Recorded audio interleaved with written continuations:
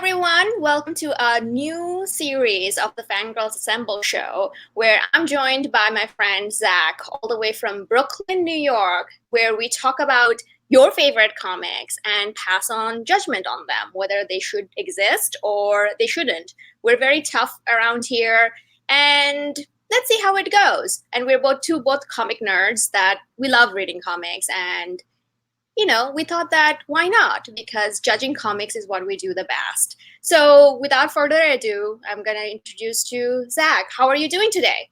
I'm doing very well. How are you?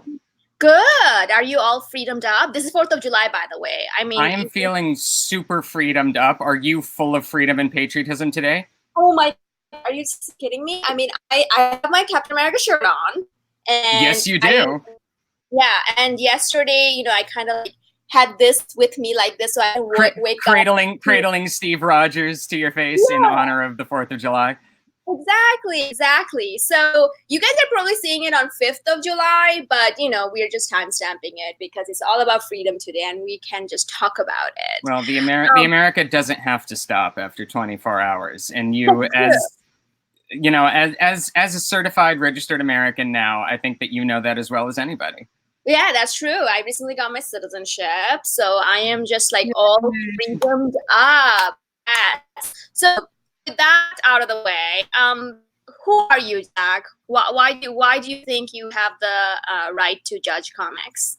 So who is Zach? Well, I came to comics a long time ago at about the age of 6 or 7 through the X-Men. And I was like an avid, obsessive, all over the place comic book reader for like the entirety of the 1990s until Onslaught, which like broke me. And I think that like I first left Marvel Comics and then I left comics generally for maybe a decade and a half, 2 decades. And it's only been really recently that I came back in a big way. So I have since then like undertaken a Herculean effort to catch up on all of the comic books I missed. And now I am the world's 2nd greatest expert after you. So that's why I'm here qualified to judge all of the comic runs that we are going to be discussing here on this show. Right. No, you can't. There is no way I'm an expert on this. I pretend to be. I try. But don't give away your secret because this is the image. This is the brand that you have. That's true. Yes, I know my shit. That's all. That's it. You're also doing this very interesting thing. We talked about it, that you are reading entire Marvel catalog. That's right. I call it my Mighty Marvel read-through. I started in 1961 with Fantastic Four #1, and I've been working my way through every in-continuity Marvel comic from then until the present day. My read-through has, as of today, reached about midway through 2006.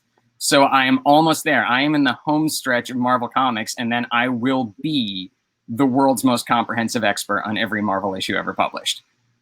I can't. We need to talk about this in another episode where it's like how you're doing this. Are you doing it through Marvel Unlimited or? I am doing it largely through Marvel Unlimited. I own some books, obviously, and I have like all of the comics that I bought back during my original collecting days. But Marvel Unlimited has been the gift that keeps on giving. I would not be able to do this project without it. So for anybody who wants to read Marvel Comics and isn't using that, get it, because it is amazing. You have almost the entire Marvel back catalog that you could possibly need.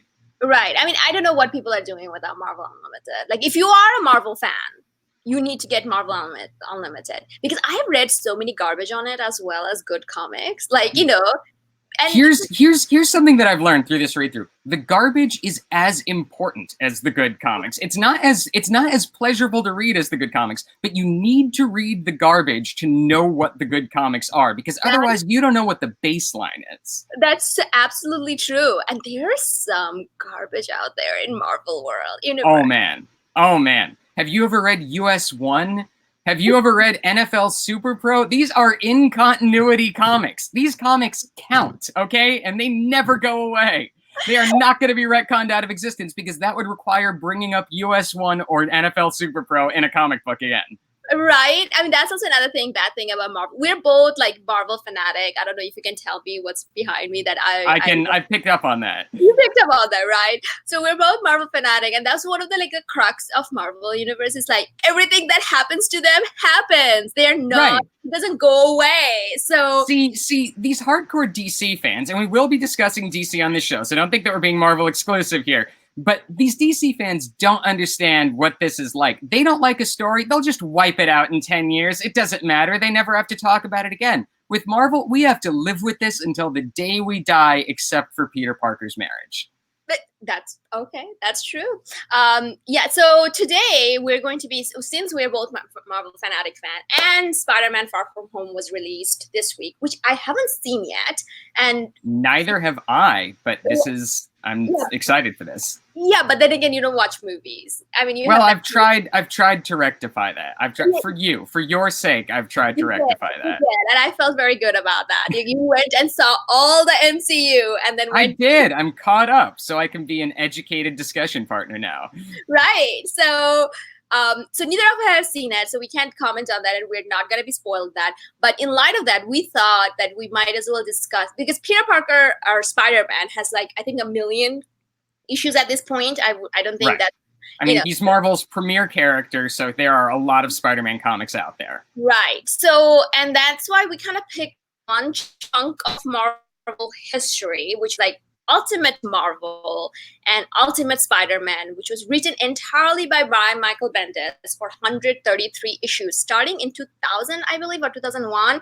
2000, and that ended in some time in 2011 with the event called Death of Spider-Man. So we're going to be just talking about that whole saga. I'm going to give it an overview of what Ultimate Spider-Man is all about. With that, but before we do that, for a few people who are not maybe Marvel savvy or comic savvy, Zach, why don't you tell us what Ultimate Marvel is all about? Okay, so let's go back in time to the end of the 1990s. This was a weird time for Marvel Comics and for comics in general. After the huge comic boom of the early 90s, which is fueled by like all of the Image guys and extreme artwork and all of that stuff, the industry just totally crashed. You know, X-Men, which had been the top-selling comic in the world, was selling a quarter of what it was earlier in the decade. Sales were cratering. Nobody knew if the comic industry was going to survive in general. And Marvel actually ended up declaring bankruptcy around, I think, 1996. And nobody knew what was going to happen to it. So at the end of the decade, they ended up with a new president and publisher by the name of Bill Jemas. And Jemas is a controversial guy now. He was a controversial guy then. And he really styled himself as an outsider from the comic book industry. And part of the way that he presented himself was somebody who just had total disdain for traditional comic fans and traditional comic stories. This was how he sold himself. And it actually made him really popular in places like Wizard Magazine and the rest of the comics media. So one of the things he wanted to do was break free of what he thought was like the strangling effect of comic book continuity.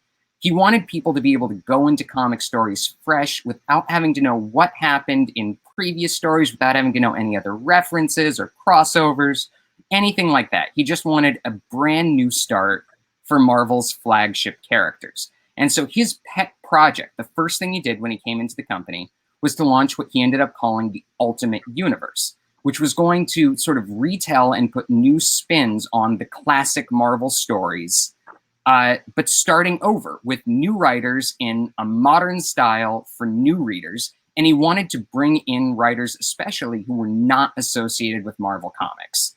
So he obviously started with Marvel's most popular and most media-friendly character, and that was Spider-Man. And that's how we get this series, Ultimate Spider-Man. And, you know, we're going to talk a little bit about the creative teams and what we think of the creative teams, but the guy most associated with the series, the writer who stayed with it for the entire run, which is almost unheard of in any comic line in like corporate Big Two comics, was Brian Michael Bendis. And this was almost Bendis's first work at Marvel. He had done a 3-issue fill-in run on Daredevil before this, but this was really his big break, the first time people were introduced to him. And he was not somebody that you would expect to be handling a kind of young reader-friendly flagship character like Spider-Man. He was known at this point for a lot of really gritty, street-level, self-published crime comics. And his Daredevil fill-in had been very much the same thing. But here he was being tasked with handling, this classic superhero character created by Steve Ditko and Stan Lee. So we are going to talk about what kind of job he did, what we think of his run, which lasted 130 some odd issues, and then we're going to pass judgment. So let's start. Right. So my so what you said, it actually made sense about how to get new reader introduced in comics. So I started reading comics full time in 2016. Before then, I read a few things here and there, your Watchmen, your Sandman, a couple of Batman graphic novels, but never like this. So after MCU, I got really interested in Marvel, and lo and behold, I found out online that Ultimate Marvel is where you start, not knowing anything about what it means, the in continuity and not in continuity. And I went and binge read entire Marvel, entire Ultimate Marvel, every issue that's out there. And I was like, oh my God, these people are such dicks.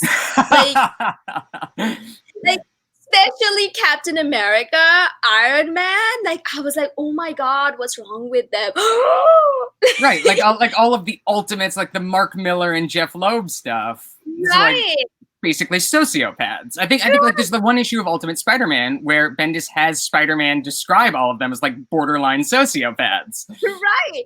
So, and then I also did the bad decision of reading all of 133 issues over a weekend. I think it was a long weekend. It couldn't have been 2 days, but over a long weekend. And yeah, I have thoughts about it. So why don't you get us started? What was your overall view of it? So I think we should start at the beginning with this. And let's talk about some of the earlier arcs first. And obviously we're not going to go story by story. But I think, we have to take this in a little bit of chunks just to sort of understand how Bendis is approaching this. Right. So when we talk about the origin issues, I think it starts, compared to the original Spider-Man. And this is how I was introduced to Spider-Man through classic original flavor, the Stan Lee, Steve Ditko stuff, which was long before my time, but that was the first Spider-Man that I read. Right. This really takes the opportunity to take its time, way more than, that was an 11-page story that originally introduced Spider-Man, right? Mm-hmm. And here Bendis takes 6 issues just to actually get him into a costume and acting as a superhero. And you know what? I think it works. Even though it's not as efficient, even though it doesn't have the same immediate punch that the original Stan Lee comics did, I think he's really taking advantage of this sort of publishing for the trade form to be able to let us understand this character and see what makes him tick and really get into the shoes of Peter Parker before he has him learning a lesson and acting as a superhero. So Right. These early parts, I think it works. What did you think of that? So I'll have to be honest, it's been 3 years since I read it. So I remember overall, I wouldn't be remembering parts by parts as you have. Okay. You have read it. I do remember because as of that point, I've only seen the Spider-Man, the movie, right? Right. I didn't have any other connection to that. I thought it was very cinematic. Because I was oh yeah, okay. So Peter Parker is a kid? That's a thing? I didn't even know he was supposed to be a teenager, because in the movie he was played by middle-aged people, literally middle-aged people. So I don't know that Tobey Maguire was middle-aged, but he was definitely not high school age when he was playing. He looked like a middle-aged. Listen, I grew up in Bangladesh. I'm like, whoa, these white people live a tough life. All right, Tobey Maguire was 49 years old. 49 years old. So I thought that, that was very, I'm like, oh, okay. And to me, 6 issues started, to get into a costume is not, because I knew it's 133, right? So I didn't read it as it was coming out. So I'm like, oh, out of 133, if you took 6 issues to become a hero, to me, that's not a bad thing. That's taking your time to introduce everything and introduce the world that we are living in. Right. So, right. I thought, I didn't think much of it, if you know what I mean. And Also, I'll tell you, at that point I wasn't a comic book expert. Like I wasn't understanding how superhero comics work, or like, genre comics. So I was just taking it all in. So Right. so looking back at it, maybe I'll have a, like, if I go back and reread it, I think I'll have a different idea. But at that time I was like, oh, this is good. Okay, let's go. Yeah, and I think Bendis's writing also at this stage, at this early stage, it works. And Bendis, he's famous for his dialogue, and he's also infamous for his dialogue. And everybody has this impression of like what a Bendis conversation sounds like, and it's just people repeating what the other people said. And there is an extent to which this is true. But I think early on, when he's not phoning it in, when he's really trying, the dialogue actually, it feels cinematic. It feels maybe like a play or a movie script, and it kind of works. It doesn't always work, and there are times when it feels like he's just trying to put words on a page to put words on a page. But it certainly didn't look or read, I think, like anything else that was on the shelves around 2000, 2001. Mm-hmm. So, at the beginning, I think that the dialogue stuff is really effective. I think that as it goes on, as you start, especially if you're reading all of this stuff in like big chunks, mm-hmm. It does start to feel like there is only one voice in this series. Oh, like everybody is talking with the voice of Brian Michael Bendis, and you just wish that they'd shut up once in a while. You just stole the words right out of my mouth, because I think it was by issue 40. I'm like, okay, is the same story being repeating? It's the same story being repeated. It's the same thing being happening, and it's like, okay, this is happening, that's happening. Like, it's just like, and everyone sounds the same. So at that time, I kind of attribute it to teenagers, because teenagers are dumb and they don't have any personality. But it's not just the teenage characters, right? Like, it's J. Jonah Jameson and Aunt May are talking in this like same Bendis rhythm. That's true. But the thing is, because most of the time it was the teens that were on screen, I think. I was thinking, oh, okay, teenagers are stupid anyway. So, by the way, I do not care for teenagers. Oh, no. I don't feel like the world needs anybody under. No. I don't know, 20 maybe. I think that's the cutoff, the minimum cutoff. No, you should be. Can you say that? Sorry. I said I think 20 is the minimum cutoff for human beings on the planet Earth. You should be like 1 year and then 20. Nothing. Yeah. Like, exactly. Just send them. I don't know where they should send children, but just like send them off to somebody to raise them, and then society doesn't have to interact with them until they're grown. That's my premise. Ooh, that's tough. But we're taking tough stances over here. But yeah, so I kind of took it as that, and then, but the thing is, like, I felt like the story I'm like, okay, then because after the introduction, the story, because they now have to. Well, at that time I didn't know. Later I realized that what was going on, that they have to fit in all his, and Spider-Man has a very interesting rogue gallery. Like I think has the most villain or ever. I think. Right. Well, certainly at Marvel, he's got like the most famous and probably the most impressive group of villains. Right. So what they did, like now it became like, okay, villain happens. Like, a new villain, like a villain gets introduced in Ultimate Universe, which sometimes, in most cases, they're very grounded to reality. So they're not as stupid or crazy as the other, like, in continuity is. Right. And the story starts to become like, okay, villain gets introduced, Peter Parker takes down the villain goes away, the next villain comes. And along the way, there is like either Mary Jane or Gwen Stacy has like the thing. And for some reason, because Aunt May is a little bit of dum-dum, don't realize that Peter is Spider-Man.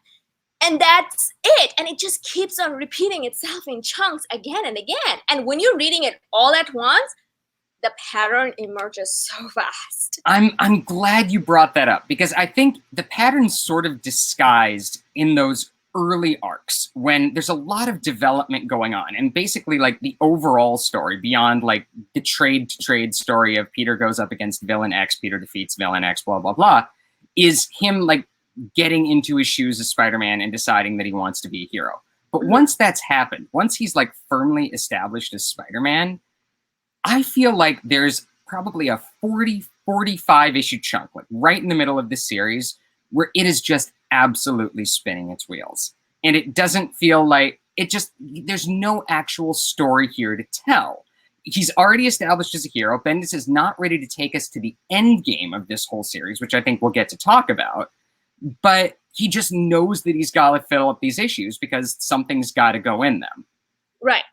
And then I think, I don't remember exactly where it was. I think it started to become interesting when, let's say, Johnny Storm attends the school, because that's also something from regular continuity, that him and Johnny Storm are best buddies, like are buddies, like, you know, kind of like hate, like they have a very interesting relationship where they don't like each other, but they're also like, you know, like each other. Right. So yeah, so that kind of gets introduced. And then in Ultimate Marvel, people are so asshole about mutants. Then that gets introduced. And I think at that point, it's like, okay, we're doing something different. We're doing something outside of Peter. And then we're doing things like, you know, Peter interacting with these people. And at that point, it got a little bit interesting.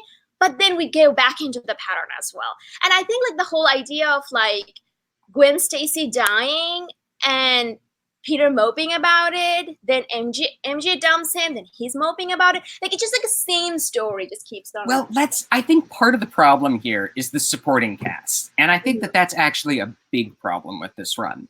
Because when you think about like classic regular Marvel Universe Spider-Man, the supporting cast is such a huge part of what makes it work, right? Like, even in a regular Spider-Man comic, we basically are still just watching stories about like, villain fights Spider-Man, villain defeats Spider-Man, Spider-Man mopes about it for a while, thinks of a new way to beat the villain, he fights him again, he wins. That's really the story of every Spider-Man comic. But what makes it interesting is this like ongoing soap opera story of Peter Parker and Mary Jane and Gwen Stacy and J. Jonah Jameson and Flash Thompson and Robbie Robertson and Aunt May. He's got this huge supporting cast, and those are the people that we care about because they all seem like really vivid people who have lives of their own. I never got that sense in this series. The characters are there in some form or another, but they always just feel a lot like props to support Peter Parker. And one thing that I noticed, like, this is 130 some odd issues. I'm not sure that it ever passes the Bechdel test. I'm not sure that Mary Jane or Aunt May ever show up to talk about something other than Peter Parker. They are just there to talk about Spider-Man. Oh, yeah. And that's one of the reasons, like, you know, I ended up not caring for it. My other problem was with, like, there's this whole issue with Wolverine, who he swaps body with Wolverine. that story, I mean, Bendis actually writes himself into the comic at the beginning to apologize for readers for how stupid and phoned in that story is. So the thing is, like, okay, by itself, I liked it. I like the idea. Like, okay, Wolverine and Peter Parker are the two of the most different. And obviously, regular Wolverine is a dick. Ultimate Wolverine is a bigger dick. And is a complete asshole. And then he swaps body with Peter Parker, which is all great. Fine. Haha. We had a fun with it, right? At the very end, they introduced this thing where Mary Jane, MJ, who is, by the way, a teenager, a high school student here, not your supermodel or, like, you know, adult Mary Jane in regular continuity, says to Peter, let's not try that again. Or it's creepy. It's creepy. And I don't think that Bendis had any idea how creepy this was. No, he doesn't. And I think it's not the first time, though, because there were also other times that Peter acts. Now, I don't know, maybe I want to be, like, you know, because I read it in 2016, and I know Bendis to be like this older middle-aged dude at that point, and he was, like, obviously younger at that point. But the thing is, like, I don't know whether 15-year-old boys think like that, but he says, like, Peter does a lot of weird, creepy shit, especially with Black Cat. And, like, you know, it just, like he's just horny all the time. And it was like, stop. But then again. Yeah. And I think it was, I think he was trying to, like, modernize the character and make him feel, like, hipper and more real than he was able to be in the 1960s. But it really, I think you felt the same way. It feels really awkward and sometimes, like, over the line creepy. That it's obviously just a middle-aged man trying to look, like, hip and sexy instead of actually being a young person. Right, exactly. And that's the thing. Like, I was thinking about it the whole time. Like, it's like this old guy trying to be young. Like, you know, it doesn't going. It doesn't just fit right, you know? It just feels weird. I felt weird. It's sort of the same sense that I got when I was reading like Brian K. Vaughan's Runaway, where there's a definite sense of like, hey there, fellow young people, all the way through. You know that Steve Buscemi gift? Yeah. Like, what's up, kids? Yeah. I mean, that's him. That's what Bendis is for a lot of this run. And I think if there's any way to read this, you just have to sort of like roll your eyes and ignore it as best you can, because otherwise I think the run would just be totally intolerable. No, and that's exactly what I did. I'm like, okay. And then at that time, you know, I kind of, like I said, because I didn't read a lot of, like we mentioned just before this, like you have to read the garbage in order to appreciate good. At that time, I'm like, oh, maybe this is what superhero comedy is about.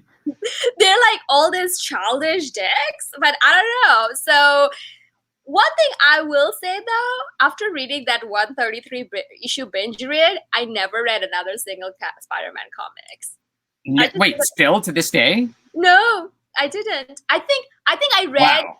I read Spider-Man comics when he's like, it's like something to do with a crossover or tie-ins, because I remember reading it, the Civil War tie-ins and stuff.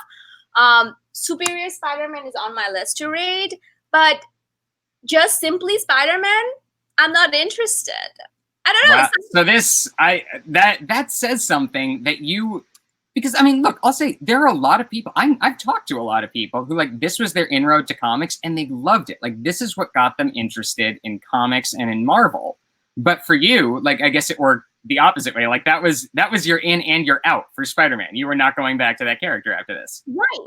Just for Spider-Man though. Everyone else, I'm like, oh my God, are they like this bigger dick everywhere else? I needed to know more about that. And I kind of went in, but the Peter Parker or Spider-Man itself was more like, I'm like, oh, okay, this is like some teen people. I am too old now to care about whatever shit that Peter's going through. Like, if you know what I mean? Like, he can't get a job. And that's a big mark against this series, because one of the things about this is, you know, regular Spider-Man, he starts as a teenager. We meet him at the same time in his life. He's a sophomore in high school. But over the course of like his first decade and a half of existence, he grows up. He goes from being a high school student to a college student to a grad student, and then like a guy who has a job and for a while was married. Right. This Spider-Man never gets out of high school. This Spider-Man spends literally his entire life in this series as a high school student. So if you're not on board with like reading the adventures of young, horny teen Peter Parker, this is not going to be the series for you, because that's what you get. No, but the thing is like, so one of the things that got me back into like, you know, I'm curious about Spider-Man again. You know, it was actually, I don't know if you have seen it, but Spider-Verse, the animated series. The amazing film. Yes. The super amazing film. Peter B. Parker, like that Peter Parker, because of that, I can relate to that guy. that guy is absolutely realistic as what Peter Parker would grow up into. Right. The thing is, like, even in that series, that TV show, that movie, there was a Peter Parker that should have transferred, like, it was the ultimate Peter Parker. Right. That was there at the beginning. That Peter Parker, it should have been that Peter Parker in there where we, like, you know, I think like somewhere around issue 50, we push him to the 5 years beyond, and then we followed that Peter Parker's journey until the end. But that never happened. We're always stuck with this teenager, high school Peter Parker. Now, I think that this is in some ways a minus and a plus, because I think that this goes to what in a lot of ways is the key strength of this run that a regular Marvel series could never have, which is that Bendis gets to tell an absolutely complete story from start to finish. And, you know, the nature of Big Two comics is the story has to keep going. Even though characters die, and it's becoming sort of a joke that Marvel characters die all the time, and they're going to come back. And so it's not the end of the story. The toys are always going to go back in the toy box. You never get to actually close the book and say, this is it. This is the story of Peter Parker, the end. Bendis does that. And he ends this story with something that's actually collected as the death of Spider-Man.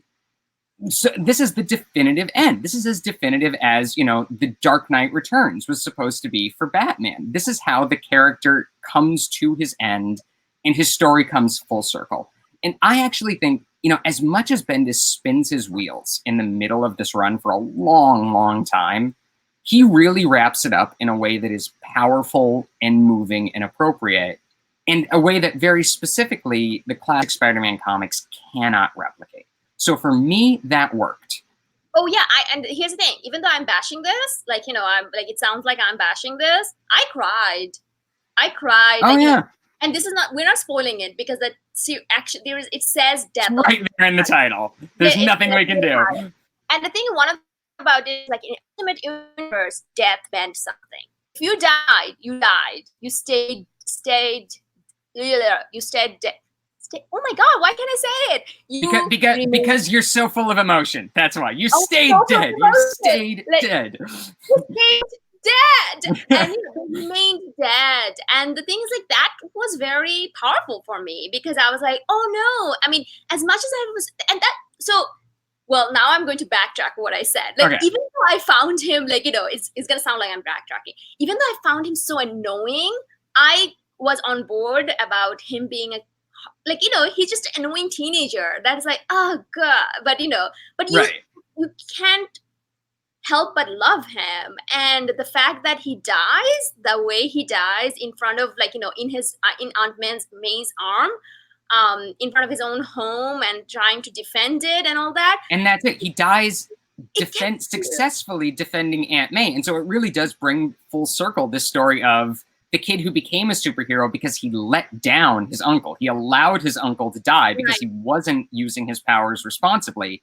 He has really come all the way he needed to go. He has used his powers to save the life of somebody he loves. He can die absolutely a hero. And that's powerful. It works.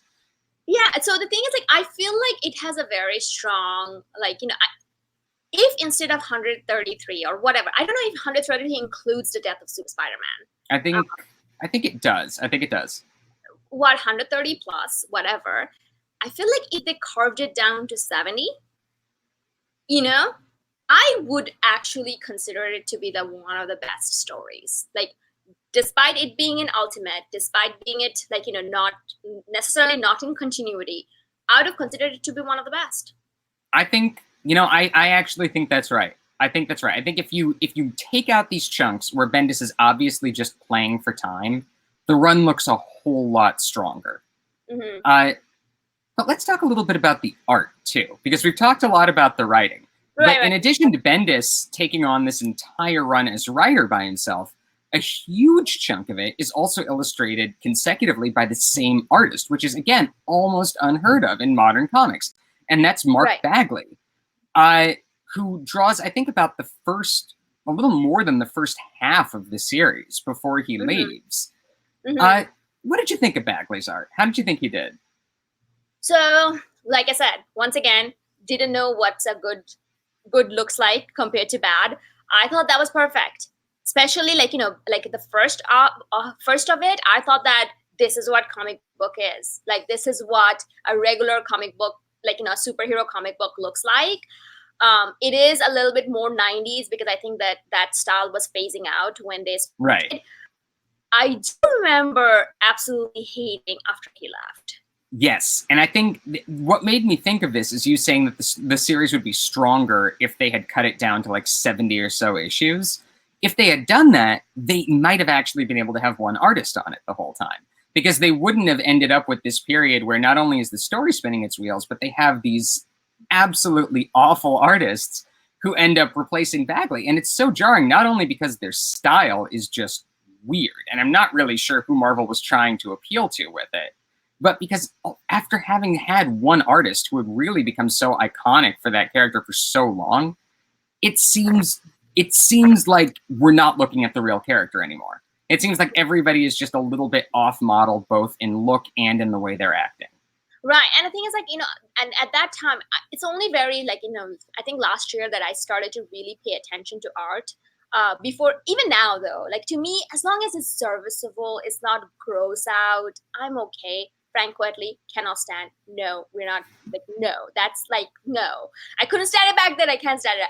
Well, one of these days we will discuss New X-Men and we will get into Frank Quitely in depth.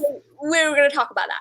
But the thing is, like, it's just like, like unless the art is like super weird, I don't, I wouldn't care. Like I wouldn't have an opinion on it, right? But this one, even at that very early start of my comic reading phase, I could tell how bad it got. Right. Like I was like, oh my god, and I could tell. I actually looked up who the artist is at the beginning of the issue, because it was like, I think it was like, because I read it in trades. I remember reading all of it in trades. I think it's in the middle of like one of the trades. I can't remember the number, where it's like Bagley, I think Bagley. Bagley. Bagley left, and the new the new writer artist took in, and I'm like, oh my god! Like I actually exclaimed. It's startling. It's startling. It's startling. And it's not, the figures don't just look like sort of ugly. It's the storytelling, I think, really becomes unclear. And it makes you realize how Bagley, he's almost the definition of like a serviceable artist. He is absolutely not flashy. You would never look at him and think, oh, he's my favorite artist, Mark Bagley.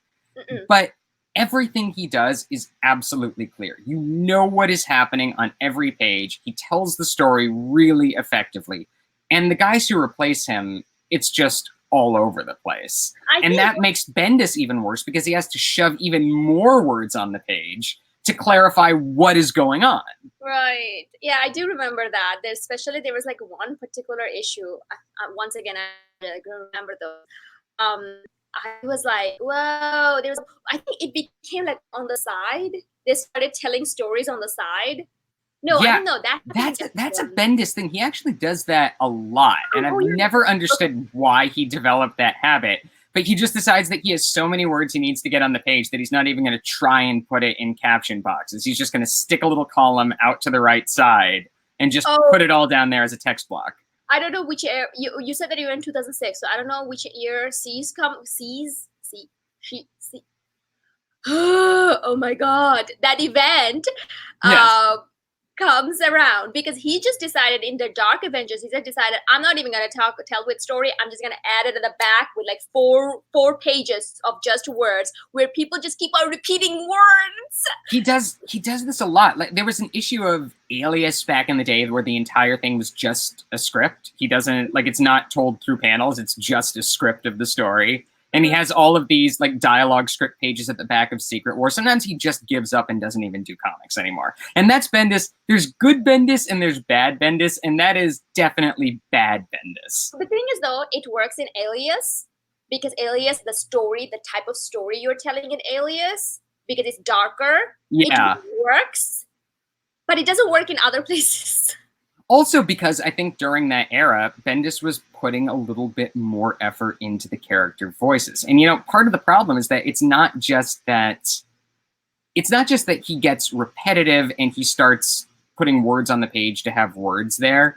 It's that he starts losing the characterizations of the actual people he's writing. They don't just sound the same. They start to act the same and think the same. And you start to get the feeling that they're not just using the same language because he's being lazy. They're using the same language because he hasn't really thought through what their motivations are or what their characters are. And I started to feel that way about almost every character except for Peter Parker at a certain point in this series.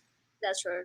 I mean, yeah, like, I don't know. I think at this point we're pretty much just repeating ourselves and, just saying, like, it's good, had the potential to be great, but never becomes great. I would say that overall, I may be a little bit more positive about this than you are. Because I think if you read it all in gigantic chunks, it's true that it can start to get very repetitive and you can see the weak spots emerge. But I'm not sure that you're supposed to be reading it in gigantic chunks. This was written in 6 and 7 issue trades. Most people at the time were consuming it in the form of 6 and 7 issue trades, which were coming out maybe 6 months apart. And I think that if you read it that way, it's way more digestible. And your eyes are less focused on like the individual stories, which are doing the same beat over and over again, and more on this overall arc of a kid who is starting as somebody who's really inexperienced and irresponsible and doesn't know anything about responsibility, and eventually learns to truly be a hero and to use the power that he has to protect the people that he loves and to be somebody that the world really values and needs. And I think that when you can see that arc overall, when you can look at how he brings this character from point A to point B, I think the run actually looks really, really strong, and it does something that's unique in Marvel Comics. Oh, so, yeah. I would never recommend anyone to read this in one go. Never, ever, ever. Like, I made the mistake, and that's my burden to carry for the rest of my life. But I would never recommend anyone to read this. I'm like, take time, read like 100 other things in the middle, and then come back to it. You're going to forget whatever happened. And, you know, you're going to enjoy it. I echo that. I would say anybody who wants to approach this, there are comics to binge and comics to take your time with. Take your time with this comic. Don't try to force it all at once. Read it one trade at a time. I think the experience will be way, way better. Right. So do you see, because Ultimate Universe Marvel has been credited to inspire a lot of MCU. Do you see this Peter Parker in what's his name? Tom Holland's Peter Parker? I see a lot of this Peter Parker in Tom Holland's Peter Parker. And I think, you know, for a lot of the MCU, it has sort of the surface level of the Ultimate. It has the look of the Ultimate characters, but not a lot of the characterizations because, as you said, they're all just sociopathic dicks, and they're not sociopathic dicks in the MCU. Right. But Spider-Man is an exception. And I think that this Spider-Man actually looks a lot more like his Ultimate counterpart than he does classic 616 Peter Parker. So I think that if you're a reader who's looking for a Spider-Man who's going to look like the Spider-Man that you see on screen, this is probably the one to go to. You know, if not Miles Morales, which we're not talking about today, but I think there's a lot of Miles Morales that's actually drawn for the MCU as well. But certainly more than classic Spider-Man. I think this is the Spider-Man in terms of character, in terms of personality, in terms of age, that you're really looking at on screen. Well, okay. Yeah. I mean, I agree. I would agree with that, because when the whole, like, you know, when he showed up in Civil War and then it's like, we'll say the hey everyone, I got the feeling of this is that, you know, teen. I mean, he is a teenager in it and he's in high school. It felt like that. I think he also like fumbles his way around, like, you know, in terms of like when he's Peter Parker, pretty much like that. And now I don't know whether it's because I'm misremembering or he's actually they're actually trying to portray that Spider-Man. I think it's deliberate. I think that this is the character that they're reaching for, and I see a lot of that same sort of Ultimate DNA that's moved over. Okay. Yeah, and we haven't seen Far From Home yet, so we don't know how it's. That's right. I could be proved completely wrong in Far From Home. It could be the opposite of Ultimate Spider-Man. Right, and then we're back to like something different. All right, so given that this is our first time, we have to kind of talk about how we are going to be rating these, like, you know, rating your favorite comics. So Zach came up with this awesome idea that you have to pronounce this guy's name, that we're going to be using a thumbs up, down, and this system, but it's this guy. Who is this is Arishem the Celestial. Mm-hmm. He travels from planet to planet, assessing the achievements of creation and passing his verdict as to whether they will survive or be destroyed. So that's what we are going to do. We're going to decide whether the run that we're looking at today is going to live or die by order of the Celestials. That's true. So I know that you had a little bit of issue printing the paper. So we're doing enough. We have something that looks vaguely like Arishem the Celestial pasted up. So what's your final rating? You know, all things considered, I know that I was harsh about a lot of this run. I know that I made some critiques of Bendis and the way that he spun his wheels in the middle. But I really do think that when you look at this overall, it's a strong run. It does something unique. It allows you to have an emotional connection to this character and to see that emotional connection through to a real final resolution. And I think that's worth reading. I liked it. And when all's said and done, I have a verdict. I'm going to let Ultimate Spider-Man live. What do you say? Okay. Like I said, I was just as harsh about this, and I do think a lot of the middle issues should have been taken away, and to make it a more concise and a focused storytelling. Like, I love the beginning. I like, you know, while everything was being put in places, I love the end because that kind of shows that I made some kind of connection, even my one weekend binge of 100 some issues. But at the end of the day, I don't have any feelings on it. So I'm just going to go sideways. Like, sideways. So that is one non-verdict and one positive. right. And that means that for now, Ultimate Spider-Man lives. Yeah, because we're going to rate it up always. That's right. Yeah, so we're going to say that it's just like, for me it's this, for you it's this. So we're just going to be like, it will live, And so by a whisker, Brian Michael Bendis' Ultimate Spider-Man lives. Yeah, it gets to live. So thank you so much for joining me. And we're going to be continuing on with this kind of, special reviews of like different comic books that's out there. If you liked what you saw, please subscribe, like, and leave a comment. And also let us know if there's something special you want us to read for you. And absolutely. Tell us what you want to see. Tell us what you thought. We are here for you, the viewer. Okay, no, let's not give them. I mean, we're here for us, but that's what you're supposed to say at the end of an episode. We're actually here for us. Yeah. Let's not give them too much power. But anyway, so Zach, what are we going to be doing next? Next time, we are going to be talking about Brian Azzarello and Cliff Chiang's Wonder Woman for the New 52. It just got released in an omnibus. A lot of interest around that. Very controversial run. So I'm looking forward to taking that on with you. Yep, and we're gonna be here. We still haven't quite figured out how we're going to be leaving them out, but please join us in all of our social media. You can see them in the description below, so you can figure out where, when, what will go live when. So thank you so much, Zach. Happy. Thank you. This has been great. Yes, it was educational as well. So we will see you sometimes next week with Brian Azzarello and Cliff Chiang's Wonder Woman. So be on the lookout for that. Thank you. Bye. Bye, everyone.